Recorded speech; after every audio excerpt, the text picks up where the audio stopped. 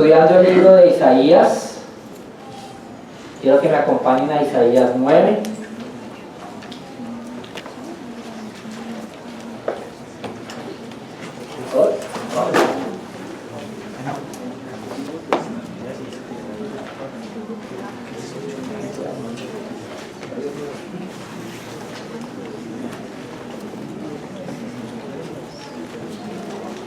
Isaías 9:8.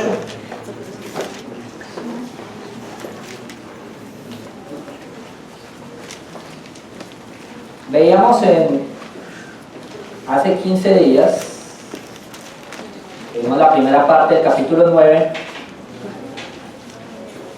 y veíamos cómo en medio de la oscuridad moral que estaba viviendo el pueblo de Israel, nos fue enviada una luz de esperanza.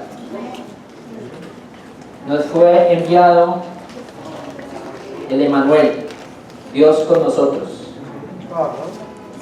Y terminando ahí el pasaje del versículo 7,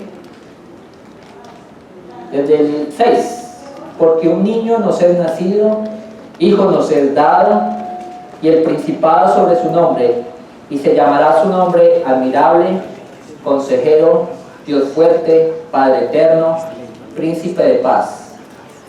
Lo dilatado de su imperio y la paz no tendrán límite sobre el trono de David y sobre el reino, disponiéndolo y confirmándolo en el juicio y en justicia desde ahora y para siempre. El celo de Jehová de los ejércitos hará esto. Y nos ha dado una luz en la oscuridad y nos da pie para seguir en el capítulo, en el versículo 8. El tema o el pasaje primero es del versículo 8, vamos a ir hasta el capítulo 10, versículo 4. Recordemos que no siempre las divisiones que nos ponen en las Biblias son las más adecuadas. Son una guía, pero no tiene que ser estricto. El tema, el texto nos habla del castigo de Dios al pueblo de Israel y su negativa respuesta a volverse a Él. Por consiguiente, la mano del Señor permanece extendida en juicio. Versículo 8. El Señor envió palabra a Jacob y cayó en Israel. Y la palabra y la sabrá todo el pueblo, Efraín y los moradores de Samaria, que con soberbia y altivez de corazón dicen: los ladrillos cayeron, pero edificaremos de cantería. Cortaron los cabrahigos, pero en su lugar pondremos cedros. Pero Jehová levantará a los enemigos de Rezín contra él, y juntará a sus enemigos del oriente, los sirios y los filisteos del poniente, y a boca llena devorarán a Israel. Ni con todo esto ha cesado su furor, sino que todavía su mano está extendida. Versículo 13. Pero el pueblo no se convirtió al que lo castigaba, ni buscó a Jehová de los ejércitos. Y Jehová cortará de Israel cabeza y cola, rama y caña, en un mismo día. El anciano y venerable de rostro es la cabeza, y el profeta que enseña mentira es la cola, porque los gobernadores de este pueblo son engañadores, y sus gobernados se pierden. Por tanto, el Señor no tomará contentamiento en sus jóvenes, ni de sus huérfanos y viudas tendrá misericordia. Porque todos son falsos y malignos, y toda boca habla despropósitos. Ni con todo esto ha cesado su furor, sino que todavía su mano está extendida. Porque la maldad se encendió como fuego, cardos y espinos devorará, y se encenderá en lo espeso del bosque, y serán alzados como remolinos de humo. Por la ira de Jehová de los ejércitos se oscureció la tierra, y será el pueblo como pasto del fuego. El hombre no tendrá piedad de su hermano. Cada uno hurtará la mano derecha y tendrá hambre, y comerá a la izquierda, y no se saciará. Cada cual comerá la carne de su brazo. Manasés a Efraín, y Efraín a Manasés, y ambos contra Judá. Ni con todo esto ha cesado su furor, sino que todavía su mano está extendida. Versículo 1 del capítulo 10. Ay de los que dictan leyes injustas y prescriben tiranía, para apartar del juicio a los pobres, y para quitar el derecho a los afligidos de mi pueblo, para despojar a las viudas y robar a los huérfanos. ¿Y qué haréis en el día del castigo? ¿A quién os acogeréis para que os ayude? Cuando venga de lejos el asolamiento, ¿en dónde dejaréis vuestra gloria? Sin mí se inclinarán entre los presos, y entre los muertos caerán. Ni con todo esto ha cesado su furor, sino que todavía su mano está extendida. Es una profecía, es un juicio al pueblo de Israel. Dice: el Señor envía su palabra. Y hemos tenido la oportunidad de estudiar en reuniones de familia el libro de Génesis. Y estamos estudiando Isaías. Y si tenemos la sana costumbre de leer nuestras Biblias, muchos hemos leído ya varias veces el Antiguo Testamento. Conocemos las historias del pueblo de Israel. Y podemos ver que de Génesis hasta este punto en que el profeta Isaías está escribiendo, la palabra del Señor se ha cumplido muchas veces. Así es. Demasiadas. Su inminente y seguro cumplimiento es más fijo en el caso de las profecías. Esta profecía era enviada a todo el pueblo de Israel. Ajá. Cuando dice Israel, Efraín, Samaria, estos tres nombres designan a las 10 tribus del norte, después de la ruptura en el 922 a.C. Todo el pueblo de Israel, que eran 12 tribus, después de Salomón, empezaron a fraccionarse y entraron en guerra. Dos ubicadas al sur, Judá y Benjamín, y el resto al norte. Y siempre estuvieron en disputas. Entonces, cuando nombra estos tres principales, se refiere a todas las tribus del norte. La profecía viene para todos. Y no fue una profecía que se haya dicho en secreto, no es algo que Dios haya dicho en secreto al profeta y ya. Todo el pueblo se iba a enterar. Toda la nación. Bueno, ¿y por qué Dios actúa de esa forma?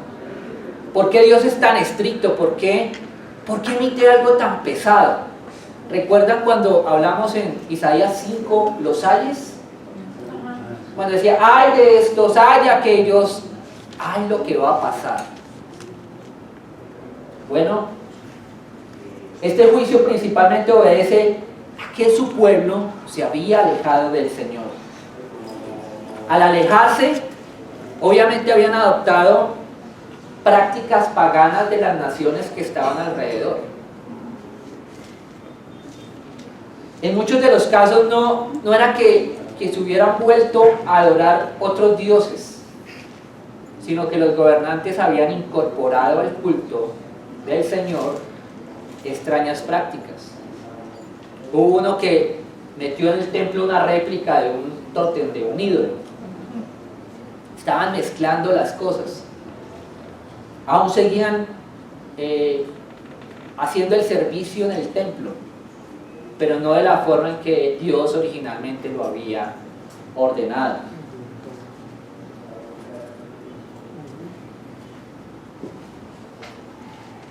Este pueblo se había alejado del Señor y ahora estaban respondiendo con soberbia y altivez, es lo que dice.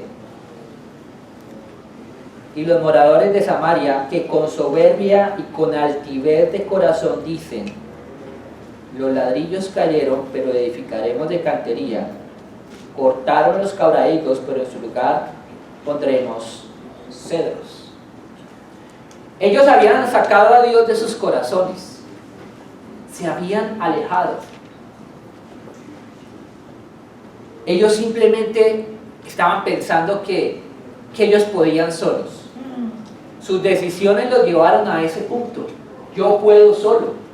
No necesito del Dios. Es increíble cómo responden. ¿Cómo se hacen los ladrillos? Son barro seco, son arcilla, ¿cierto? Es la cantera, es roca sólida, es firme, es más difícil de construir. Los quebradigos que menciona acá son como higueras, arbustos pequeños. Los van a reemplazar por cedros, por árboles magníficos, grandes, de buena madera. En otras palabras, le están diciendo a Dios: ok, si usted nos destruye esto, lo vamos a hacer mejor. Lo vamos a hacer a nuestra manera y va a ser mejor. Va a ser más perdurable. No nos importa el castigo. Somos capaces de continuar solos. Y es algo que pasa hoy en día también. Es algo a lo que la ideología o el pensamiento de la sociedad hoy en día nos está acorralando a eso. Hoy en día está muy de moda el coach. El coach empresarial, el coach deportivo, el coach infantil, el coach de inglés. Básicamente es una persona que te anima a seguir tu camino en X rama de la vida. Hay coach espirituales y de vida y te ayudan a ser mejores personas, pero digamos que está bien, pero en esa dinámica las personas terminan diciendo: no necesito a Dios, yo puedo solo. Porque es que el coach lo que te anima es a desarrollar tu potencial. Cómo hablar mejor en público, cómo hacer mejores relaciones, cómo. Y empezamos a dejar de lado las escrituras. Y empezamos a dejar de lado historia de cómo Dios utilizaba personas que no tenían ningún tipo de talento, pero para cumplir su propósito, Dios las utilizaba. Moisés era tartamudo, o sea, era muy tímido. Pablo también, no era buen orador, pero todo lo que Dios hizo ahí. Si solo el pueblo no se hubiera olvidado del Señor, recordaría cómo actuó en contra de personas así orgullosas, soberbias. Recordemos a Faraón, que no quería dejar salir al pueblo de Israel y le puso trabas y trabas. ¿Qué le pasó? Primero ocasionó la muerte de todos los primogénitos de la nación. O sea, no fue un pueblo, fue un barrio, toda la nación. Y después destruyó gran parte de su ejército que estaba persiguiendo a los israelitas. A Saúl también le ocasionó ser quitado del trono.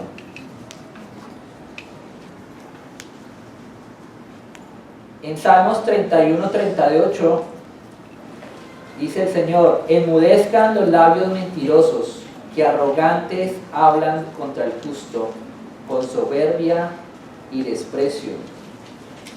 El Señor aborrece al soberbio, al altanero, al arrogante, porque le está quitando el lugar que él se merece. Cuando yo simplemente me alejo de las Escrituras, empiezo a poner mi criterio por encima del criterio de Dios. El hombre altivo y orgulloso se aparta de Dios y de su palabra. No es algo que solamente encontramos en los relatos bíblicos. Hoy en día y a lo largo de la historia, en nuestra sociedad, el hombre se está comportando de esa forma: altivo, arrogante. Cuando uno se empieza a apartar de las Escrituras, de la palabra de nuestro Dios, empiezo Primero, a desconocerlo, a olvidar lo que de pronto he conocido algún día, o si nunca me he acercado a Él, pues sigo en la ignorancia, nunca conocí del Señor. Y me empiezo a alejar y empiezo a perder el temor de Dios. Y cuando pierdo el temor de Dios, todo puede ser posible. Ya no le tengo miedo a las consecuencias. El Señor había decretado un juicio sobre el pueblo y ellos decían, no importa. Hoy encontramos personas que en su corazón se han apartado del Señor. Cuando decimos que la Biblia es un libro arcaico, que no sirve para nada, que es viejo, simplemente decimos no a lo que realmente va a cambiar esta sociedad. Decían ahora, como para las personas que confían en los políticos, el político no va a cambiar esta ciudad, el político no va a cambiar este país, no va a cambiar el continente. Simplemente miremos cómo están, miremos noticias, cómo está cada uno de los países. Algunos se ven en lo exterior más estables que otros, pero en el interior de la política hay mucha corrupción, y la clave es que realmente se han alejado de Dios. Así es. Su pueblo se había desviado, se había apartado de Él, pero podemos encontrar un Dios que simplemente no tomó la decisión de exterminarlos. Ya lo había hecho en tiempos antediluvianos, ¿se acuerdan? La gente era altiva, burlona, se estaba hablando de Noé y todos perecieron. Pero Dios, por amor a su palabra, decidió que no los iba a exterminar de esa forma. Hasta el momento lo ha cumplido. ¿Sí? Dios podría perfectamente arrasarnos en este momento, acabar con la humanidad, pero ha sido paciente. Es más, Él se ha acercado al ser humano. Él ha bajado, Él se ha humillado. En la encarnación, en lo que dice Filipenses 2:5, dice que Él se desprendió de su gloria y se humilló a sí mismo y se hizo como uno de nosotros. Él siempre se ha comunicado con el hombre. Al principio con los patriarcas, con los profetas. Hoy a través de su Hijo, lo que dice Hebreos. Él espera con paciencia, pero no está esperando con los brazos cruzados. Dice en el versículo 11, pero Jehová levantará a los enemigos de Rezín contra él y juntará a sus enemigos, del oriente los sirios y los filisteos del poniente, y a boca llena serán devorados.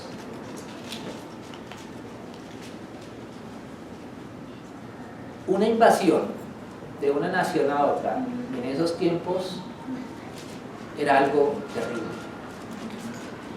En primer lugar, obviamente matan a los soldados, al gobierno, pero en esas campañas, en esas guerras, arrasan niños, mujeres, ancianos, animales, saquean los tesoros. Todo es como un huracán cuando pasa, deja todo devastado. Yo no me imagino el sufrimiento de las personas. Yo no me imagino, de pronto a veces podría ser como, bueno, un terremoto, eso fue en un minuto se destruyó todo, como muchas veces pasa. Pero en esas situaciones, eran guerras, eran meses o años de continua guerra, de deterioro de la sociedad. La gente estaba viviendo esa situación. Lastimosamente, dice versículo 13, pero el pueblo no se convirtió al que lo castigaba, ni buscó a Jehová de los ejércitos.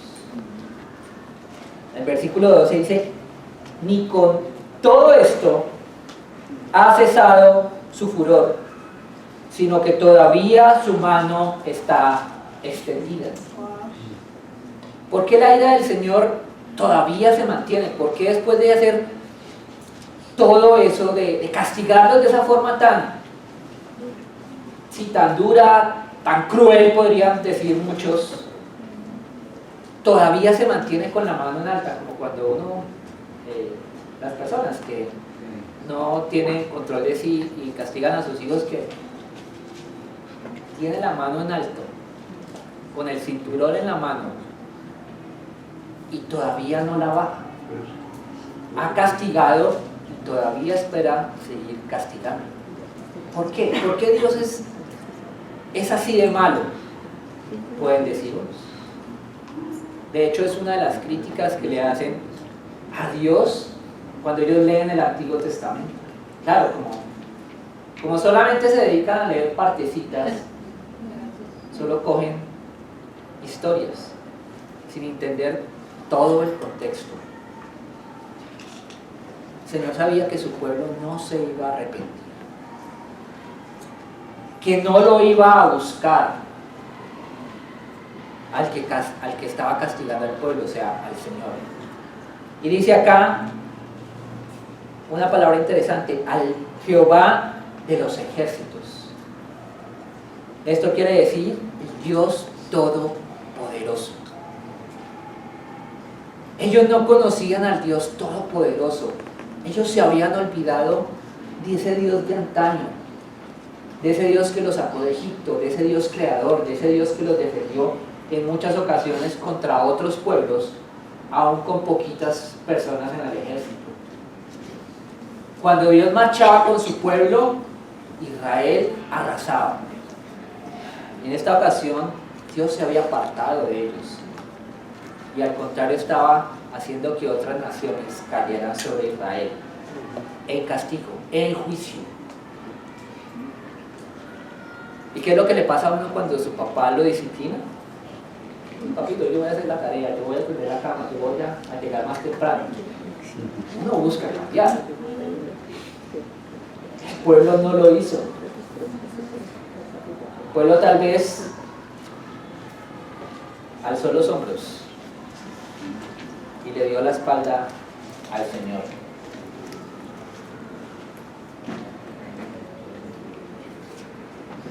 Dice, y Jehová cortará de Israel cabeza y cola.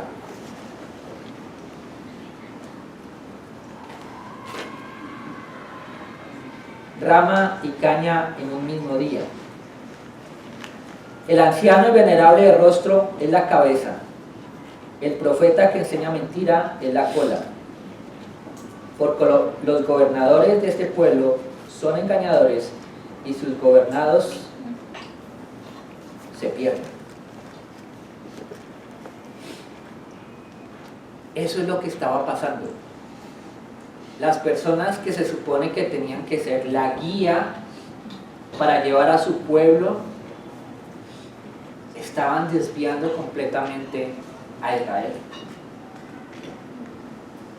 Por un lado, los líderes civiles. Por otro lado, los profetas o los líderes religiosos.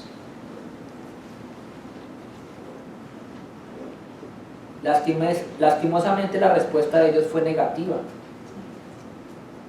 Estos no estaban llevando al pueblo a convertirse, no estaban llevando al pueblo a que se arrepintiera. Qué diferente es cuando en muchas de las historias algunos reyes, algunos profetas se topaban con la ley y se la leían al pueblo, y el pueblo sentía un dolor porque reconocían que se habían apartado del Señor y entraban todos en un proceso de ayuno, de arrepentimiento, de querer cambiar. Pues estos dirigentes no estaban haciendo eso. Personas, si nosotros hacemos un recuento de cómo es nuestra historia, podemos encontrarnos en una situación similar. Muchos han tenido que tocar fondo. Algunos tal vez hemos reaccionado y nos hemos vuelto a Dios. Muchos de nosotros, de los que somos creyentes, que estamos acá sentados, tal vez muchos han tenido historias muy trágicas y tocaron fondo en sus vidas antes de volverse a Dios. Y son buenos testimonios, es ver el poder de Dios, es ver lo que contaba Alfredo, cómo Dios en su gracia no se fija en el trasfondo, sino en que la persona se quiere volver a Él y por gracia es salva. Pero hay otros que no. Hay otros que simplemente hacen oídos sordos a las enseñanzas de las Escrituras y siguen ahí revolcándose y siguen ahí sin ver una salida, pero sin querer buscarla. Algunos han muerto, algunos no alcanzaron. Personas hoy están siendo disciplinadas por el Señor. Personas están viviendo vidas que uno se asombra de lo que les pasa. Están siendo disciplinadas. Están enfrentando las consecuencias de sus decisiones, las consecuencias de su pecado. Hogares destruidos, niños a la deriva, familias completamente destrozadas, corrupción en el gobierno, corrupción en las instituciones. Eso es lo que estamos viendo hoy en día. Estas personas están enfrentando el apartarse de Dios. Y no en un sentido religioso. Si ustedes se dan cuenta, digamos que nuestros países latinos, todos son en su mayoría creyentes. Acá en esta ciudad tenemos a Dios en la boca en muchas frases. Pero en Mateo 15:8, Jesús dice: este pueblo me honra de labios, mas su corazón está lejos de mí. Eso es ser un religioso. Tener a Dios en la boca, pero su corazón lejos. Las personas hoy en día no conocen a Dios.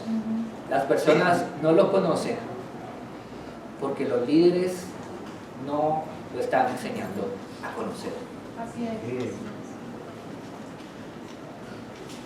Desafortunadamente, hay algunos que escuchando al Señor su actitud será igual a la del pueblo de Israel. No se volverán a que los castiga.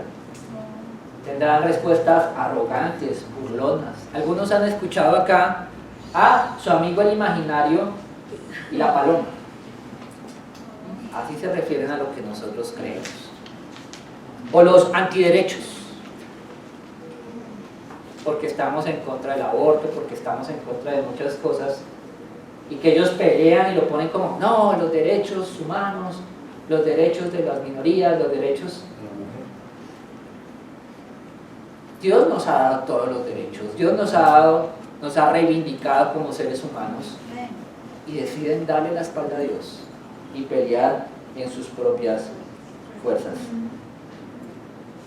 Su respuesta será arrogante y burlona. No creerán en el evangelio del amigo imaginario, como les decía. Ellos no tienen ni idea, no conocen a Jehová de los ejércitos. Y como vimos hace unos días en la última prédica, en la primera parte de Isaías 9, no lo van a conocer si nosotros no lo damos a conocer. Orlando decía, no somos una iglesia para sobrevivir en Medellín. Tenemos que llevar el evangelio a todas las personas posibles. Tenemos que llevar esa luz a la vida de estas personas que están en oscuridad. Ese es nuestro papel. como creyentes, como cristianos. Hay de estas personas cuando caigan en manos de Dios viviente.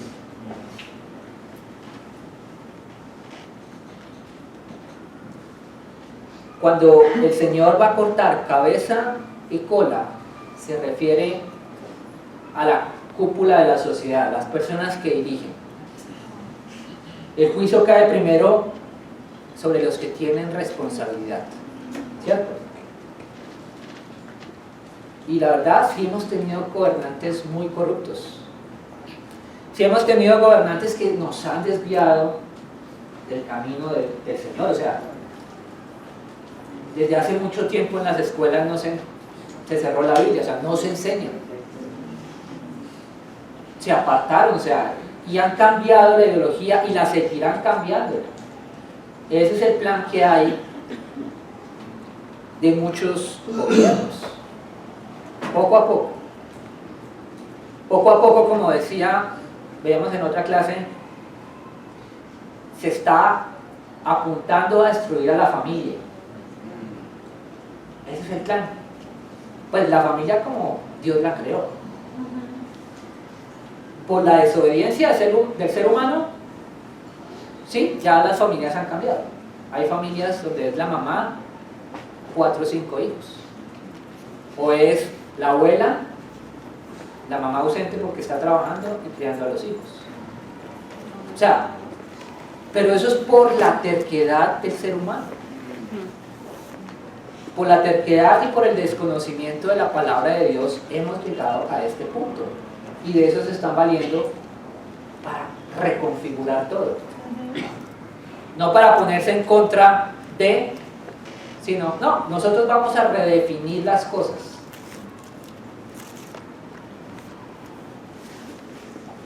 Nuestros políticos tienen al continente como los vemos.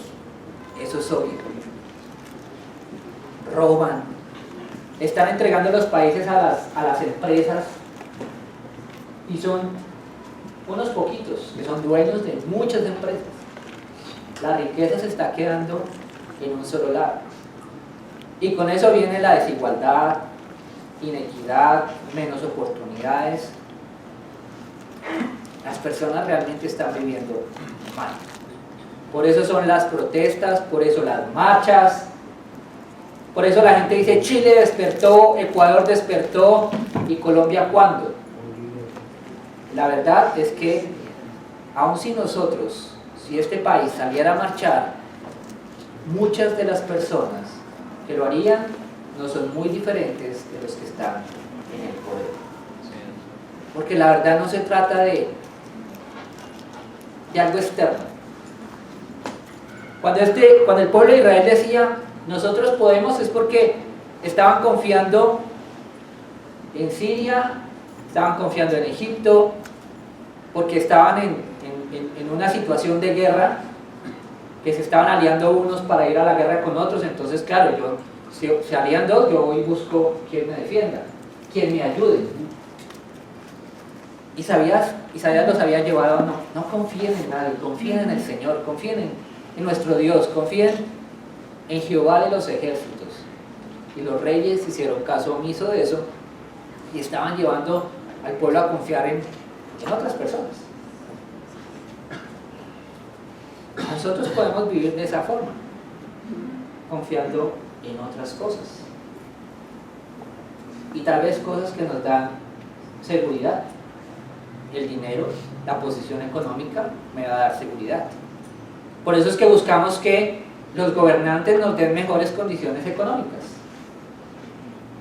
no que nos lleven espiritualmente. No que Dios sea nuestro refugio, que sea nuestra riqueza, que sea nuestra fortaleza. No, eso nos lo están enseñando. Ahora, si el juicio cae sobre las personas que tienen responsabilidad, nosotros, como cabezas de familia, ¿qué tanta seriedad y respeto estamos dando a esa responsabilidad que Dios nos ha dado? ¿Cómo son los que tienen hijos? ¿A dónde los están apuntando? ¿A dónde los están llevando? No se trata solamente de los políticos.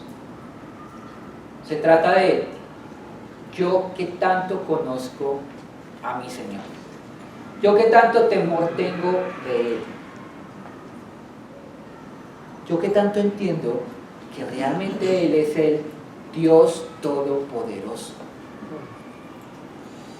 Es que es una palabra que suena grande, que suena majestuosa, porque describe a nuestro Dios.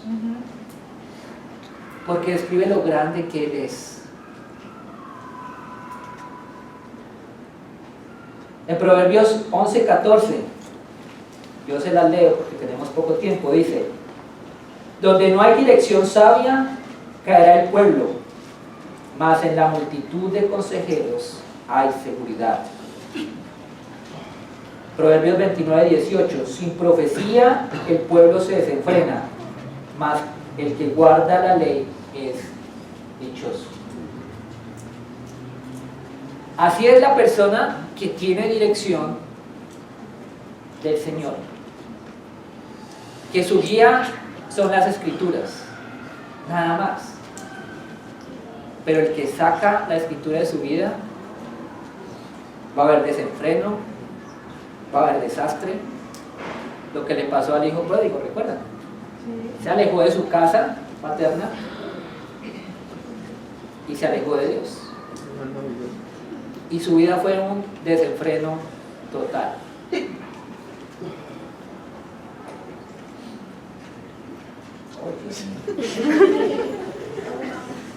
Oh, man.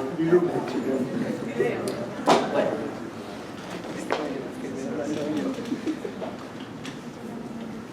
Ahora, gracias. Dice, los gobernadores, en el versículo 16, los gobernadores de este pueblo son engañadores y sus gobernados se pierden. Y es especialmente cierto en los líderes espirituales. Sí. Alejan al pueblo de Dios. Le venden un evangelio que no es. Le venden un evangelio que lo que hace es que los lleva a que ellos pueden solos. Y finalmente los llevan a ser arrogantes, a ser altivos, a no depender del consejo del Señor. Porque a mí lo que me interesa es la plata, lo que dicen. A mí me interesa un reino aquí en la tierra, no una morada en el cielo. Esas personas están desviando al pueblo.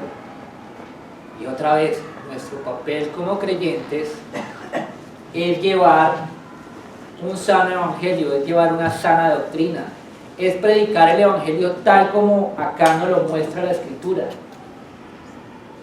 No a nuestro acomodo, no a nuestro a lo que me haga sentir bien. No es fácil hablar de destrucción, no es fácil hablar de Dios los va a acabar a todos. Uy, no, qué miedo. Mejor hablemos de Dios nos va a prosperar, Dios nos va a cuidar, Dios... Sí, todo eso también es cierto, pero no debemos desconocer que esto hace parte del carácter de Dios. Así es. Ahora, el Señor tampoco va a tener contentamiento en sus jóvenes ni en sus huérfanos y viudas. No tendrá misericordia de ellos.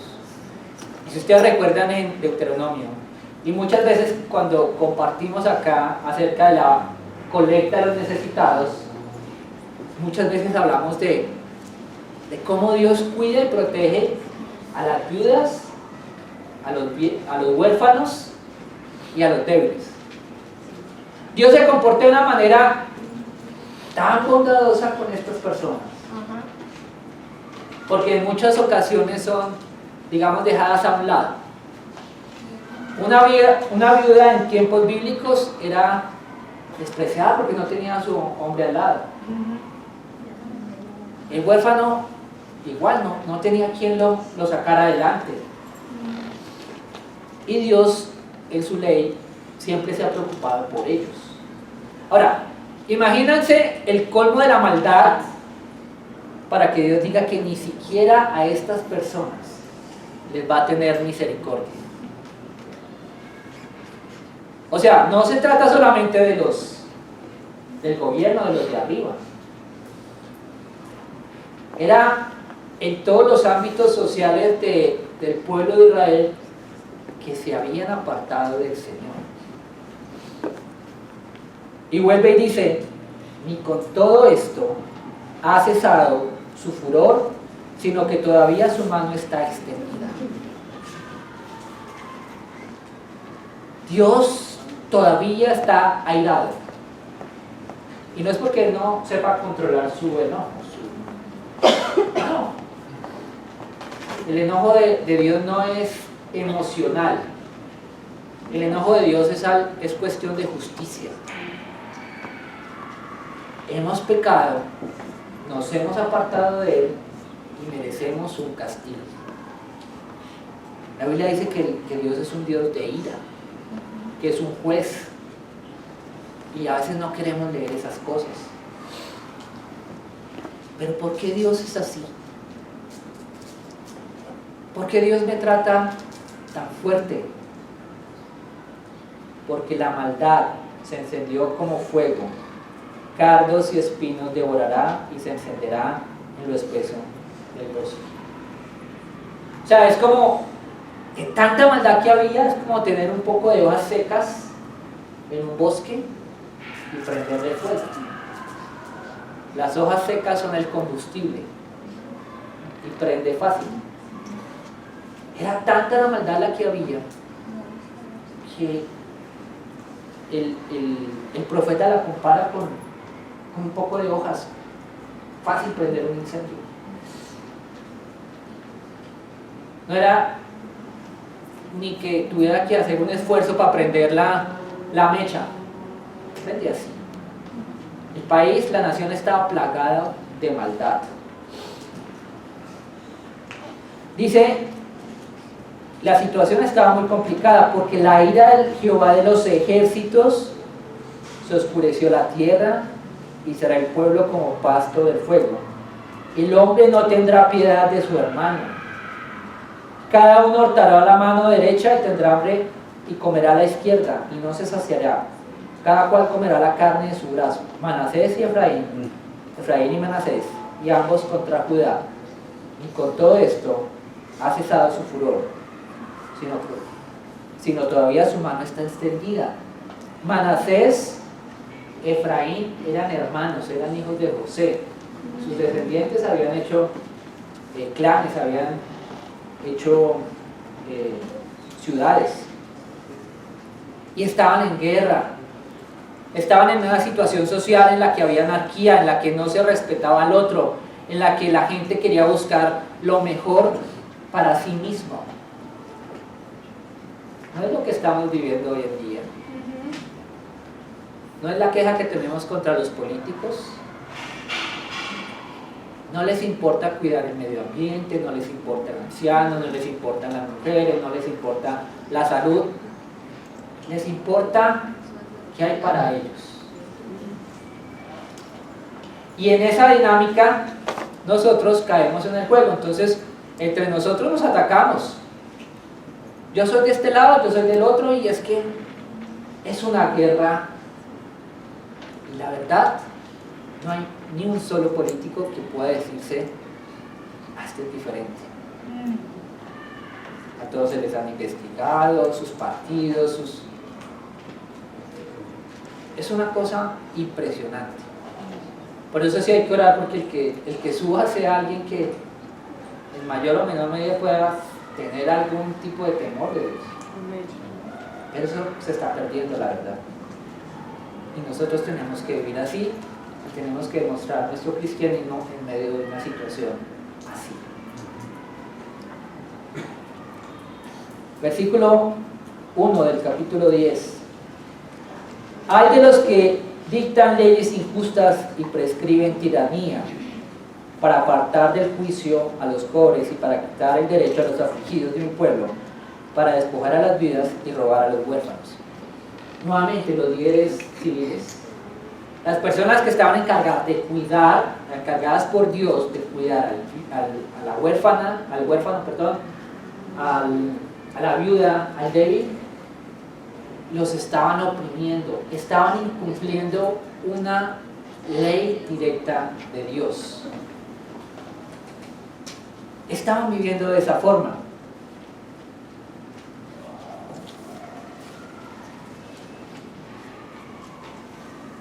Dice, ¿y qué haréis en el día del castigo?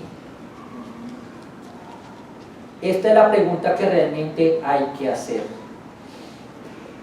¿A quién se debe ir en el día del castigo?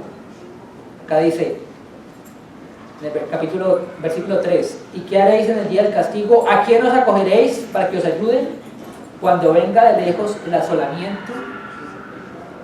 Claro, ellos estaban confiando en otras naciones para que les diera respaldo, para que les diera fortaleza cuando viniera la invasión. Pero contra Dios no puede. Entonces, el día del castigo, ¿a quién van a acudir? Job dice, Job 31:14, ¿qué haré cuando Dios se levante y cuando Él me pida cuentas? ¿Qué le responderé? Esa es la pregunta que cada uno de nosotros se debe hacer. ¿Qué le voy a responder a mi Señor cuando sea el momento? ¿Cómo? ¿Voy a llegar tranquilo? No confiando en mi propia justicia, sino en la bondad, en la compasión de Dios, pero en su salvación, porque realmente me volví a Él. El que no lo ha hecho, reflexione en esto. ¿Qué le va a responder a Dios?